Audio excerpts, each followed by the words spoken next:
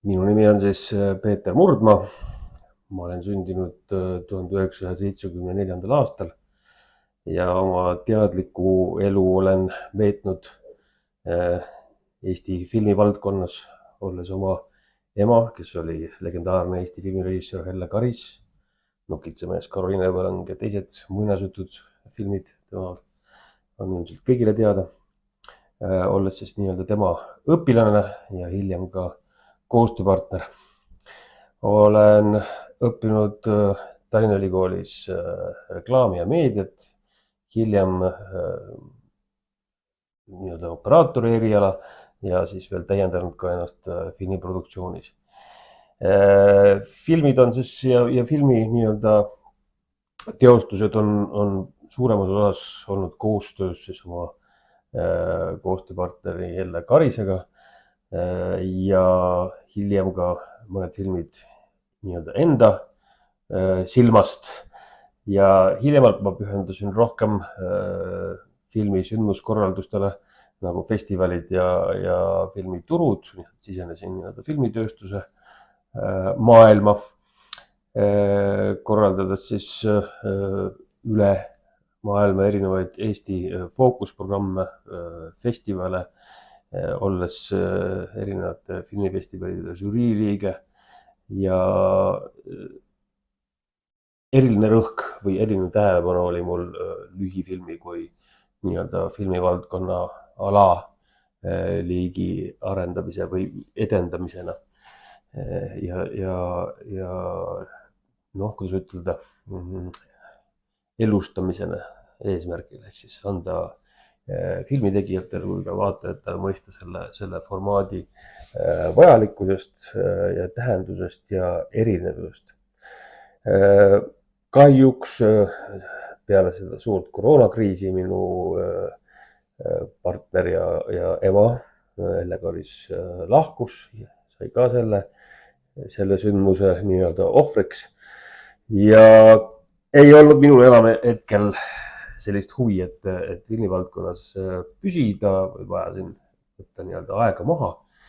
Ja mis võiks olla parem kui sõita taksot, olla lihtsate inimeste, igapäevaste inimeste keskel ja olla pidevas liikumises ja nii-öelda omas selles väikses salongis iseenda peremees. Jälle peldik umbes. Tulen tõmban lohviga tühjaks. Helista 404 404 404. Paari tunniga on õhk jälle puhas.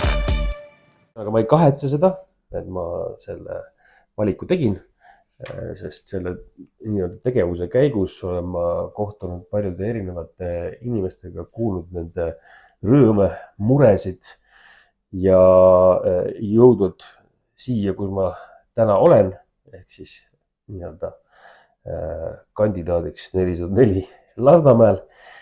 Ja miks ma seda soovin teha, on see, et tänases üsnagi keerulises maailmas ja Eestis ja Tallinnas tundub, et on vaja teatud laadi tasakaalu ja kompromisse. Tundub, et väga palju on poliitikas sellist, kus on teatud grupeering teostab iseennast ja oma enda nii-öelda kaaslaste, partnerite, kogukondade vajadusi. Aga kahjuks tuleb arvestada, et ka teised on olemas ja eriti kui need nii-öelda grupeeringud jäävad tegelikkuses väga väiksesse vähemusse, siis ei saa oma soovidega kõigest üle ruleeruda. Jälle lambad karvased. Tulen pügan paljaks. Helista 404 404 404. Paari tunniga on kõik kiilad. Samas ei saa ühtegi projekti, ühte mõtet, ühtegi visiooni alahinnata. Ehk siis tuleks leida kompromisse, kuidas edasi. Ma arvan, et Tallinn ja Eesti on selline väikene täpikene maailmas, kus saaks korda saata väga suuri asju. Ja ma arvan, et see on ka üks põhjus, üks nii-öelda oluline punkt või teema, mida ma tahaks nagu kaasa tuua, on natukene suuremad visioonid, mis ei mõtle sellele, kuidas täna ja homme ära elada, vaid võib-olla veidike natukene pikem aega ette. ja ärataksid ka tähelepanu maailmas läbi meie erilisuse ja nutikuse. Ja nutikus ongi see võtmesõna. Ehk siis kui teostada mõningaid suuri asju, olgu siis need kas või uued innovatiivsed tehnoloogiad või muud säärased lahendused, mis võivad muu maailma kaasa, kindlasti on nad kallid. Aga kui me saame meelitada siia suuri tegijaid katsetama uusi asju, siis ma arvan, et läbi nende katsetudest on meil võimalik oma elukeskkonda väga uhkelt parendada ja nii-öelda suureks muuta. Ma arvan, et läbi nutikuse ja teiste heaks midagi tegemised saaksime väga palju endi heaks ära teha. Aga see tähendaks ka natukene suuremat mõtlemist, mis esimesel pilgul võib hirmutada ja tekitada küsimus näiteks, kust raha tuleb.